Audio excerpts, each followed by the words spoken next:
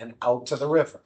So we bear the responsibility collectively with all of our other contributors of effluent to the city. We bear the responsibility to what comes out of there, even the unknowns today. There is language in that agreement stating that if the constituents in that Dummer yard landfill leachate would cause us to violate a permit, the state would be responsible for pre-treatment. So there is language in there. And there's language in there stating that we could change the requirements if our permit required such a change. So That's another tail chasing it, tail chasing exercise. Because without the discrete reporting of the constituents, we can't prove to a certainty that it was their landfill that showed that, oh, the landfill that they manage that caused us to violate permit. Because we don't have that evidence. I do need to say that I have talked to the industrial discharge supervisor at DES, who is the gentleman who comes and gets the samples and then sends me the report. Yeah. And I've asked him to start sampling for PFASs, and because they're requiring me to get samples of PFAS from each landfill annually. The DES is, he is. So I'm requiring him to do it, and he's been amenable to it. I mean, it's not like DES is just turning their back to me either. I've told them that the meter wasn't working, they replaced the meter, that didn't solve the problem, because it's not the meter's problem, it's the collection system and discharge system. No, there was no valve on that leachate pond, and when DES ran out of money in 2019, they did a tour of the landfill. Almost every department of DES was there, including enforcement, groundwater, everybody was there.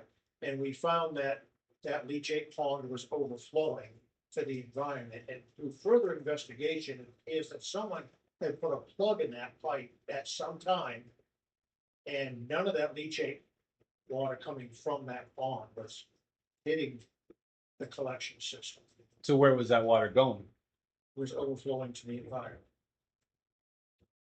But that's been fixed. That's been fixed, and so they worked to get that plug out of that pipe, but then there was no flow control. And what I was leading to was that I said to DES, I need flow control on that pipe so that it doesn't overwhelm the lift. And they installed a flow control valve in this and made it accessible to us, so that they work with us.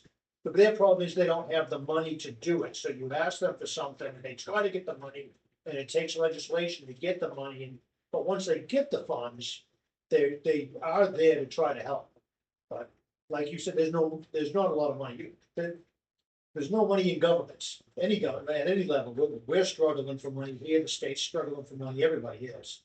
It's the same story everywhere. So, To be in recent years?